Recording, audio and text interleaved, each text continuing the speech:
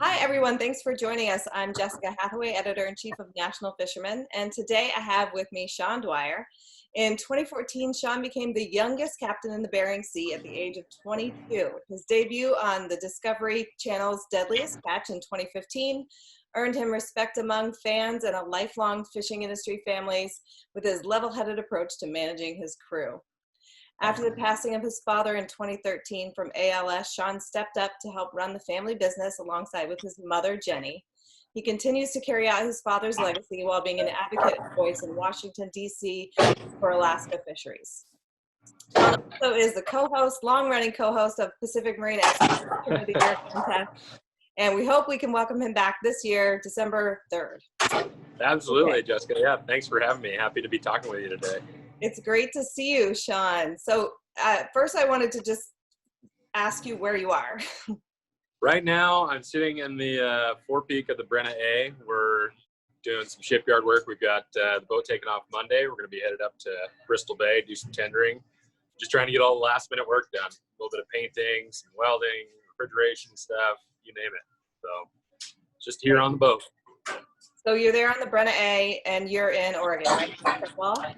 I'm in Seattle at Fisherman's Terminal. So we brought the boat up from Fredwall this last weekend, and we were just starting to get the boat ready to go out fishing. So should be ready here in the next couple of days. That's exciting. You guys are heading out after the weekend, right? Yeah, on Monday. Today's Thursday, so got to get all the work done before all the stores close this weekend. All right, good luck. So I just want to note that we are recording this on the 7th anniversary of your dad's passing, and I want to acknowledge that and thank you for taking the time to be with me today. Your dad had ALS, and I know that you do a lot of fundraising for the Als Foundation. Can you tell me about what you're working on right now and where someone might make a donation? Yeah, well, thanks for acknowledging that. Yep, 7 years ago today, we lost my dad to ALS, Lou Gehrig's disease, and since then we've kind of made a goal or mission to support research through a group called ALS TDI, which stands for Therapeutic Development Institute. It's the largest ALS biotech that exists, and their sole focus is just trying to find a cure. ALS is a disease that doesn't have any treatments or cures, and we like to say that it's not uncurable, it's just underfunded. So if anybody wants to make a donation, als.net is TDI's website. And yeah, I mean, we've tried to kind of keep a focus on that, really. I mean, my dad was a big driving force as to why I do what I do today. And, family business, of course, you're kind of thrown into it as a kid. But working with my dad when I was growing up, I had a really good role model. And I decided at an early age that this is what I wanted to do. And just kind of learned as much as I could from him when I could, and try to live on his legacy by hoping to find a cure one day. Yeah, well, I certainly can't speak for him, but I wouldn't be surprised at all if he were really proud of you. You've and I don't know you really, really well, but I see you every year in Seattle, and I follow you on Instagram, and I follow Bree, and I just love keeping track of you guys because every time I see a post from you guys, it's really positive and inspiring. So thanks. Well, thank you. I mean, we try to, we were given an opportunity to share our story, and we try to make sure we do something good with that. So we appreciate all the help we can get. Yeah, well, I can say without a doubt, you're definitely doing that. So I want to look back at this prior season in the Bering Sea. I know it's hard to believe, or maybe easy to believe, that the Scandies Rose sinking was how we came into the new year. That was how we ushered in 2020 in the industry. And you weren't being filmed for Deadliest Catch this season, the season that's showing now, but you were fishing last year when the boat went down. Can you tell us what you remember from that day? Yeah, absolutely. So we were actually in the Anchorage airport trying to get to Dutch Harbor. We flew up on the 27th, and we ended up hanging out in Anchorage until the 1st of the year. But yeah, I mean, we were doing the Ted Stevens game where everybody lines up at 4:30 in the morning to get in line for standby, and a friend walked by and said, "Hey, the Scandies Rose just went down. They got, they're missing, they're searching for them. And that was at like, 4:30 in the morning. And, yeah, it was just like hard to believe. That boat is huge. I mean, it's like a real tank of a crab boat. And, once we kind of listened to the story and it developed further, and we learned, that they found some survivors and then 5 guys were lost and whatnot, we, I don't know, we just kind of were in shock, really, trying to figure out, what was going on. I mean, we were in Anchorage, and the reason we couldn't get the Dutch was because of weather. So we knew that it was, bad conditions. And after learning that there was heavy freezing spray and whatnot, it just, I mean, the pieces of the puzzle seem to kind of come together, but there's got to be some other thing that happened, because you know that the operator was skilled. The boat was a real battleship of a crab boat, and it's kind of one of those unfortunate equations that sometimes you don't know how all the parts and pieces line up, and then what that end result is. And I think we'll just have to wait and see, and hopefully we can learn something after all the investigations and everything are concluded. Yeah. Does it make you think about things that you might change on your boat, like some interior changes to? Totally. I mean, I just did had the stability report redone on this boat. It was only 5 years old, but figured why not just do an update on it. And I mean, it's a roll of the dice when you're working in Western Alaska in the wintertime. And we do probably one of the worst things that you can do with our boats. We change the center of gravity all the time. I mean, whether we're putting, pots on the boat, grabbing the tank, we're flooding tanks, emptying tanks. I mean, we are always messing with stability. And, I think the more we can learn about it, the better. And it makes it better for us as operators to try to learn certain scenarios and parameters, and hopefully make, the right decisions when we're doing all these different things in our operations of the boat. Yeah, absolutely. Well, I look forward to that report. I know it will be really hard for a lot of people in the industry and the friends and family of the people who were working on that boat and who went down with it. But it is critical information, and it's great when we can actually get good information from it, Yeah. We just want to learn. Gary was a great guy. He was kind of a mentor to me in Bristol Bay, running the Naknek River with these big boats. And at least in his memory, hopefully we can learn something good. Yeah, absolutely. So the hits just keep coming this year. That was how you started the year. And then as you were rolling through the Bering Sea crab season, the news of COVID-19 started, I'm guessing, coming in waves, because that's how it was in the lower 48. Can you walk us through how that affected your outlook and your crew? And when did you first hear that it might affect your season? Yeah. I mean, I like to listen to little podcasts, the little NPR 5-minute podcast. And every day it was just more and more about Corona in January, and then in February. And then, I mean, it just kind of it seemed to all kind of hit us all at once here starting in March. And I actually flew out before the last trip of the season there to start work on one of our other boats. And when I flew home, things were still relatively normal-ish. I mean, the craziness hadn't hit, but when I left, that was the end of February. And when I left Dutch, it was like just another day in Dutch, and then I think news of everything kind of starting to close down happened down here. And Dutch really was kind of slow to see the impact so much as you saw down here with all the stay-at-home orders and whatnot. But it didn't really change our day-to-day operations, but we're really curious to see what it might do for pricing, like everybody, right, with seafood stuff here. So, but I mean, it was a strange thing to come home to. Yeah, absolutely. So in February, was that when you hauled out the Jennifer A? It was sort of in the middle of the OP season? Correct. Yeah. So the Jennifer A we hauled out right after I got home there in the end of February.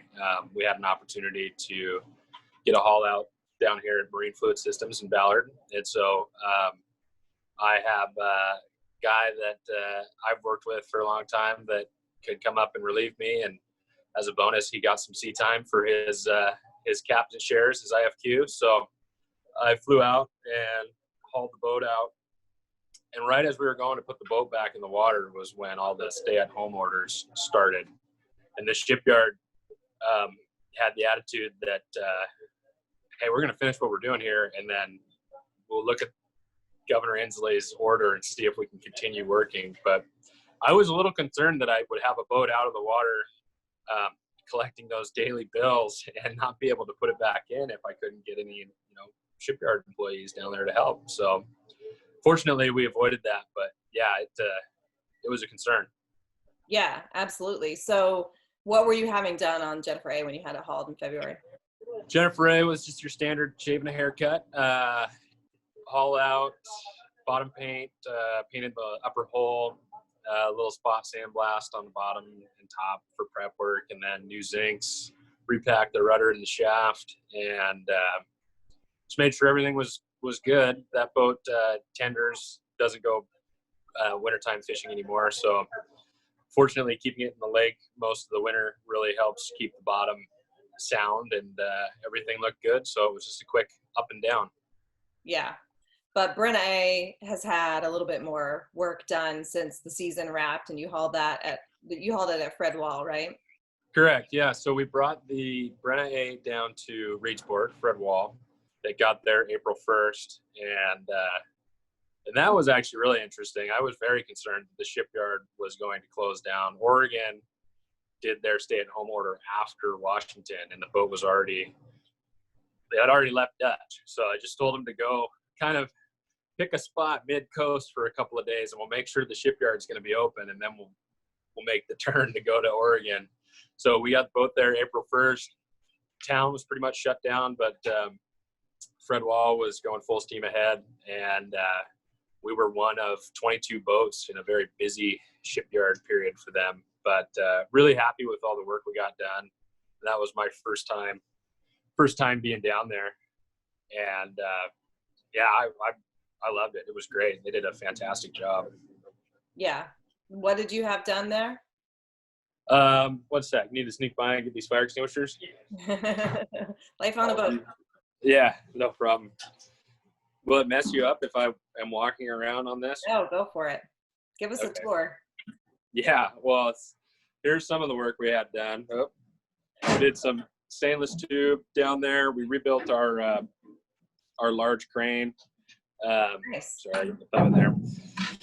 But yeah, we did a haul out, put some 24-inch Bayer hatches in so we can put crab into the tanks easier, and found a leak in our exhaust, so I had to spend some money up there, and rebuilt the whole exhaust stack. So just typical shipyard. The only thing you can guarantee is that it's going to take more time and more money than you expect. And everything else, you just gotta roll with it. Yeah, they always find something else, right? Well, and you're there, right? It's like, well, the welding leads are drug out. The guys are here. Fred Wall has all the capabilities to do whatever you might need down there. There's no better place to just dive in and get whatever you need fixed. Yeah. So you didn't have any delays in getting your work done there. It seems like you're getting underway in time for Bristol Bay. Yeah, I think the biggest delays we had down there was just parts, rounding up parts. A few of the suppliers for some of the hydraulic parts for the crane were shut down. So we had to find alternative suppliers, and just takes time to cross-reference all the part numbers and see if what you're trying to order from the guys back east is the same as the guys that were down the street from you. But other than that, no delays. Brought the boat up to Seattle on Saturday. Basically have a week that we're almost through to finish everything here, and then it's go time.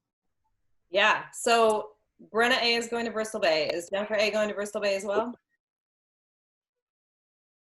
Oh, I lost you there. Kind of broke up. How about now? I can hear you. Can you hear me? I got you. Yep. Okay, perfect. So you've got Brenna A going to Bristol Bay. Is Jennifer A going to Bristol Bay as well? Brenna A is going to Bristol Bay, and then southeast. Jennifer Ray just does southeast out of Ketchikan. And then the Eleanor J, which is our most recent addition to the fleet, is up in Dutch Harbor, and it's going to tender False Pass and a little bit of Bristol Bay as well. So is the Eleanor J the boat that you launched in December? So Eleanor J we bought in December of 2018, formerly known as the Determined. So it's a 114 foot long schooner. So we do tender and pot cod with that one. Oh, nice. So yeah. Tell me about this Puget Sound Dungey crab boat. Yeah. Well, a good friend of mine was, he was fishing in Alaska and decided to fish Dungeys. And I went out with them a few times in the Sound. And I live in Seattle. My wife and I, we live up actually in Edmonds, a little north of Seattle. And Puget Sound's like backyard. And when I was able to go out with my buddy and go crabbing, right out in Puget Sound, it was just too much fun to pass up. So I bought a 34 foot little Dungeness crab boat out of California, and yeah, we're gonna fish that this fall in between all the rest of our other fisheries that we're doing. Nice. So it's almost like a toy boat for you. It's like a toy boat, but it's a commercial crab boat, So I bought pots, and I'm getting corks, and I'm gonna redo some stuff on the deck, and it's like I don't know, it's like another recreational job that I guess I bought myself. So, but it's fun. Recreational job, I like that. That sounds like it can go 30 knots, which is something that I'm not used to with these boats. 10 knots is about all we get here. So yeah, it's different change of pace, and Dungey pots are fun. So big difference. Don't have to use a crane to stack them. And yeah, I like it. It's entertaining, and it's relaxing too. Yeah. All right. So I have to ask, Sean, who are you wearing today? Well, I've got my Duluth trading jacket on. This is their king crab fleece. That's a new one, right? It is new, yeah. We've been working with Duluth Trading with their Alaskan hard gear line, and they approached us saying, "Hey, you guys work in Alaska, and you want to try out some gear?" And I've never tried Duluth stuff, so I was like, "Sure." But yeah, so far so good. I really like it. This fleece is kind of like just like a zip up deal, base layer. And then we've got their work pants and some of their rain gear. And yeah, I like it. They've got a jacket that's kind of similar to like the Gauge stuff by Grundens. They've got some heavier weight, kind of like your old school Hercules jackets. Mm-hmm. And I think the base layers are the nicest thing for me. Was wearing a lot of guy cotton, and it's really expensive. So to be able to try something else, I was game. And the Duluth stuff is great. And then I've got extra tufts on as well, because we were looking at our front entry the other day, the front door, and I only have one other pair of shoes right now that's not extra tough. So yeah, I have different styles for different occasions, but I've always got them no matter what. Fisherman's finest, right? Yeah, I mean, you can't beat it down here, really. Yeah, no, it's the Seattle uniform for sure. Yeah, absolutely. Right. Well, is there anything else that you wanted to leave us with before we let you get back to work over there? No, I think we've covered all the bases. Just hope everybody has safe seasons, takes everything, cautiously like we all are, and hope for the best. Yeah, hopefully we can all make some money and put this crazy year behind us. Yeah, we're thinking about all you guys heading to the Bay right now. I know it's going to be a weird summer, but we hope you slay salmon and send it down to us. Send it our way. Yeah. Well, we'll be moving it around. We're like glorified UPS drivers up there. Yeah, but we try to move as much as we can tendering. So hopefully we can keep the fishermen fishing. So yeah, that's our goal. All right. Well, have a safe and happy season. It was good to catch up with you, Sean. Yeah. Thanks, Jessica.